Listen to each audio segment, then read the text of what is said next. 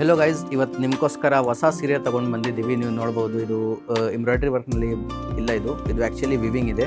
ಇದರಲ್ಲಿ ತುಂಬ ಕಲರ್ಸ್ ಇದೆ, ನೀವು ನೋಡ್ಬೋದು. ಇದರಲ್ಲಿ ನೋಡಿ, ಒಂದು ಸಫ್ಯಾರಿ ಗ್ರೀನ್ ಇದೆ.